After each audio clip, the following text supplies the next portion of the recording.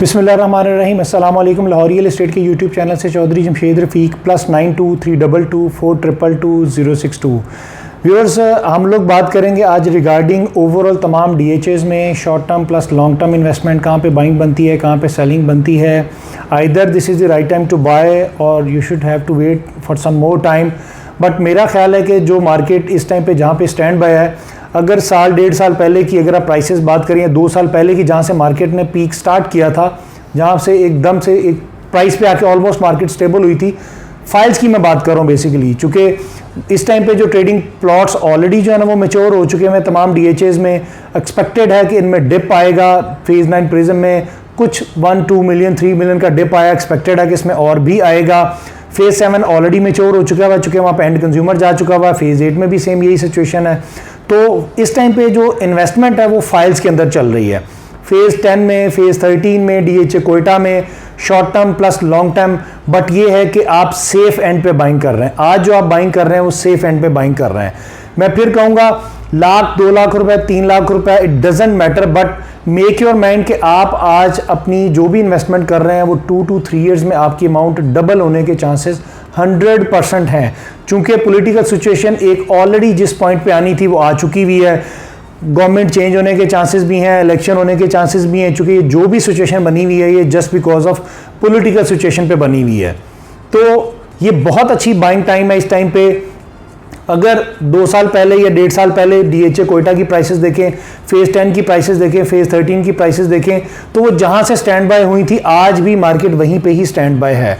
तब की डॉलर की प्राइसेस देखी जाए तो आज की डॉलर की प्राइसेस, मैं अपनी वीडियोस में डॉलर की अदर कमोडिटीज़ का जिक्र इस वजह से कर रहा हूँ क्योंकि बहुत ज़्यादा इन्वेस्टर्स जो है वो बाकी चीज़ों में, डॉलर्स के अंदर, गोल्ड के अंदर, स्टॉक के अंदर जो है ना वो बहुत ज़्यादा जो है ना वो चला गया हुआ है।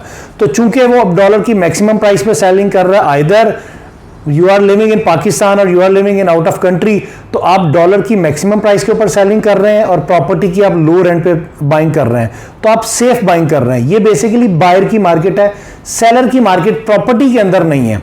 हाँ, जो बहुत ज़्यादा नीडी है वो आप कह सकते हैं कि जो वो इस टाइम पे एग्जिट कर रहा है, उसके पास कोई और ऑप्शन नहीं थी या उसके पास कोई अपना ही उसका बिजनेस है, वो उसमें इन्वेस्टमेंट करना चाह रहा है। बट जो भी सेलिंग कर रहा है वो ऑलमोस्ट आप कह सकते हैं कि अगर 50 फाइलें सेल हो रही हैं तो उसमें से 30% लोग जो है ना वो सेलिंग में कर रहे हैं।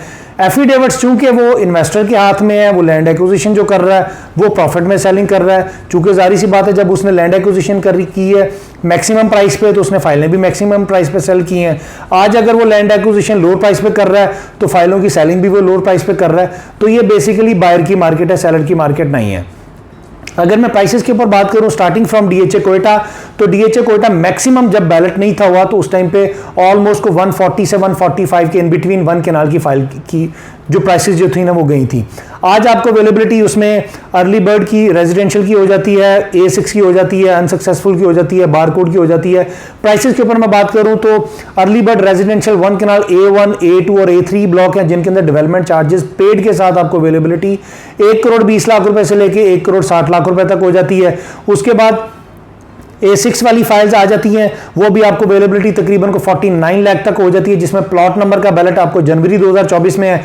उसके अलावा जो फाइल्स रह गई थी वो अनसक्सेसफुल फाइल्स हैं, वो आपको अवेलेबिलिटी ऑलमोस्ट को तकरीबन को 48-25 तक आपको हो जाती है। उसके बाद आ जाती हैं जी बारकोड वाली फाइल्स, वो आपको 49 लाख तक, जबकि ओपन एफिडेविट आपको 44 लाख तक की अवेलेबिलिटी आपको हो जाती है।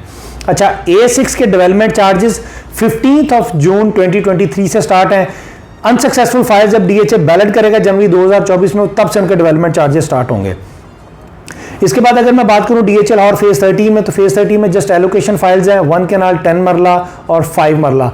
1 केनाल की आपको अवेलेबिलिटी 82 लाख 8250 के इन बिटवीन आपको हो जाती है। 10 मरला आपको अराउंड को 4250 से 43 के इन बिटवीन, जबकि 5 मरला आपको 28 लाख से 28,50,000 के इन बिटवीन आपको अवेलेबिलिटी हो जाती है। अभी यहाँ पे कमर्शियल फाइल्स नहीं है तो इस वजह से जब आएंगी तब हम आपको उनकी प्राइसेस जरूर बताएंगे।